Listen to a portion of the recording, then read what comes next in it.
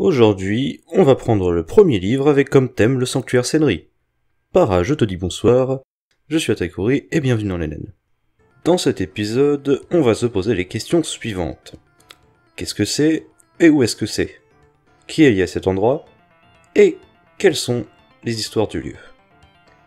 Et donc, la première question, qu'est-ce que c'est? Où est-ce que c'est? Le sanctuaire Senri est situé pratiquement au milieu de Mugenri. Il est situé dans la zone dite Sanctuary en anglais. Cette zone s'étend sur la majorité de Mugenri et englobe de nombreux endroits. Le sanctuaire est très typé Shinto, en même temps c'est normal c'en est un. Il est actuellement géré par Yabusame Golen et Tsubakura Enraku, et théoriquement Tsurubami Senri. Tsubakura est d'ailleurs officiellement successeur de Tsurubami, et Yabusame prêtre honoraire. Même si Tsubakura n'aime pas trop ce titre et ne se voit pas prêtre. Il y a également Shion qui habite au sanctuaire, ainsi que le Shikigami de Tsurubami, Jinbei. Au sanctuaire est vendu Ofuda, que Aiji Senri et Tsurubami utilisent au combat, des charmes ou des porte-bonheur. Bien que le lieu soit officiellement ouvert à tout le monde, en pratique c'est pas vraiment le cas. Car il est dit que les Tori, c'est-à-dire les portes rouges devant le temple, sont là pour faire en sorte que les yokai entrant dans le sanctuaire soient moins puissants. Cependant, un humain est considéré, en général, comme trop faible pour pouvoir passer ces portes, et donc les visiteurs se font très rares en dehors de certains yokai. Le sanctuaire apparaît dans tous les jeux de la série au moment de l'écriture de cet épisode, et fait office de point de départ pour le personnage jouable. Devant le sanctuaire, il y a une route, sobrement appelée route du sanctuaire Senri. Bien qu'elle est souvent considérée comme infinie, de par sa longueur excessive, selon Tenkaichi du Feng, elle ne le serait pas. C'est pas vraiment clair à vrai dire.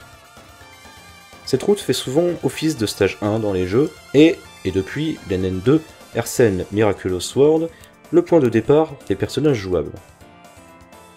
Le constructeur de cette route est inconnu, mais on peut théoriser que c'est une des générations de prêtres Senri, probablement la première, ayant construit le sanctuaire à la création de Mugenri. Cette route est tellement longue qu'elle part dans plusieurs directions à partir de certains points sur celle-ci.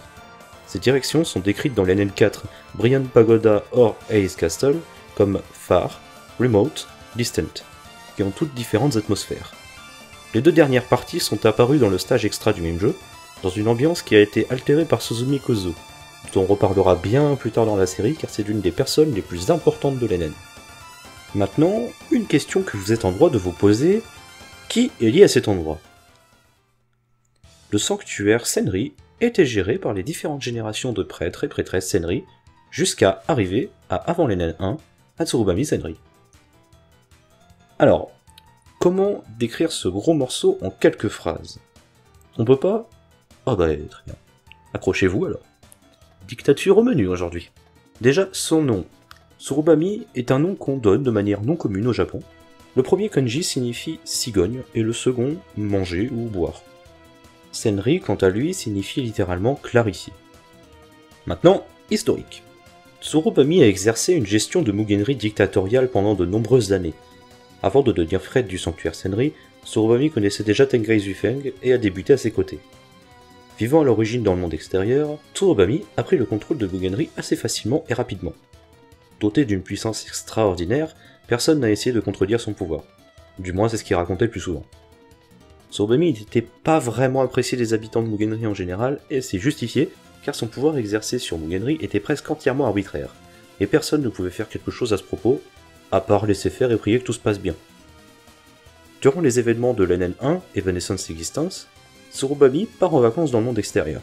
Enfin, en vacances c'est vite dit, parce qu'en réalité sa préoccupation se concentre sur la recherche d'un objet dont on ne connaît pas la nature, sous prétexte de la vengeance, envers quelqu'un ou quelque chose.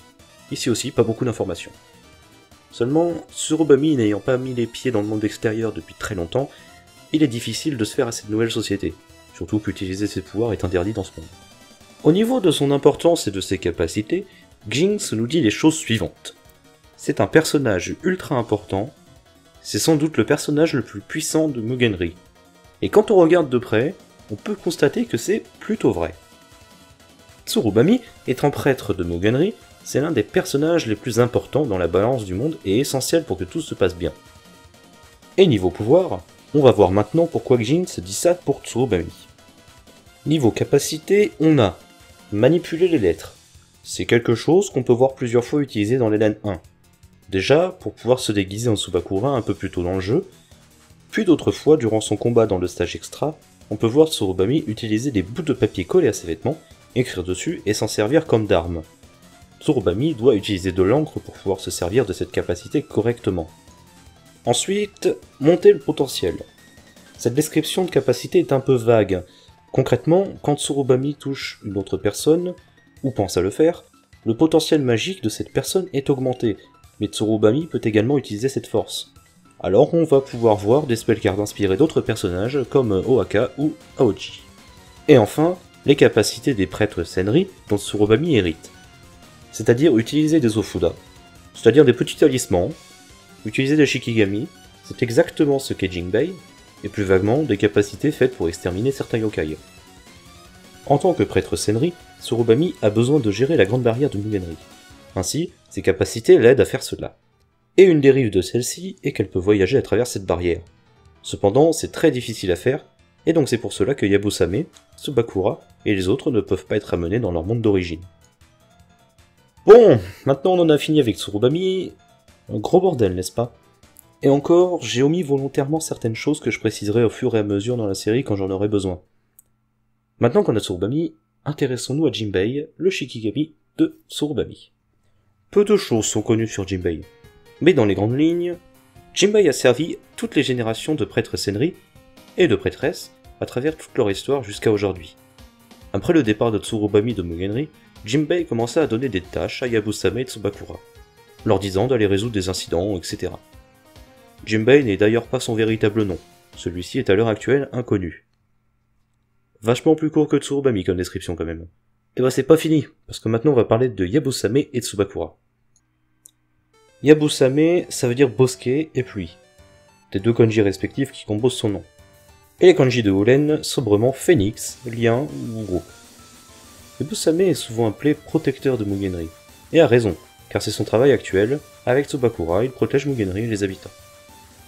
Déjà, chose à noter, on sait que Yabusame vivait, avant d'arriver à Mugenri, dans le monde extérieur, avec tous les autres arrivés pendant l'NN1. Et, chose très importante, Yabusame est probablement la personne la plus conne de Mugenri.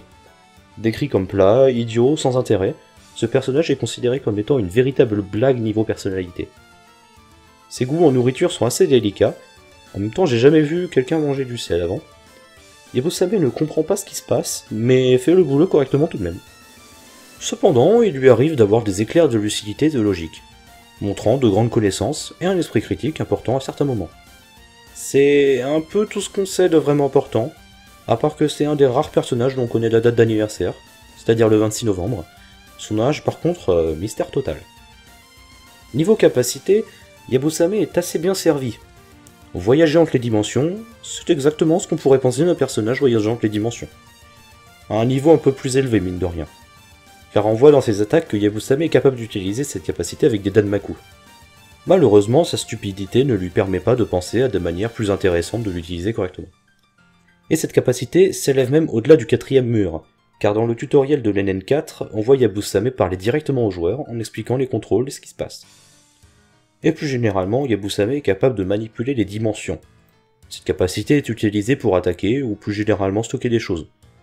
On peut noter d'ailleurs deux choses que Yabusame a dans ces dimensions, à savoir de la sauce pour viande et le marteau légendaire de Thor, Mjolnir. Concernant Tsubakura, le prénom Tsubakura est le nom japonais donné à une espèce de passereau sauvage, et le nom Enraku signifie « faire la fête », qui est probablement une référence à sa capacité un peu obscure dont on parlera après. Et de manière plus approfondie, on peut trouver un sens caché à son nom. Les kanji qui composent son nom sont tous en rapport avec le noir et le blanc.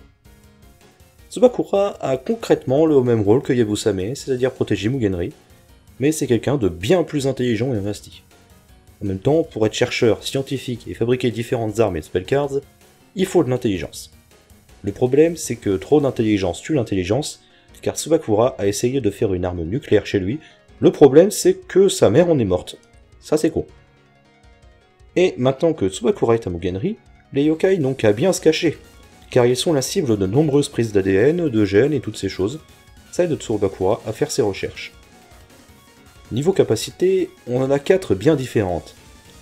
Déjà, Tsubakura utilise la technologie pour différentes choses, remodeler certaines parties de ses spellcards, etc. C'est plutôt classique comme capacité. La manipulation de l'encre est également une option. Enfin, de l'encre, non, pas vraiment. C'est une technologie inconnue que Tsubakura utilise pour attaquer. Il est également capable de voler à une vitesse folle, 2600 km/h au maximum, bien supérieur à tout ce dont est capable la majorité des yokai de Mugenri.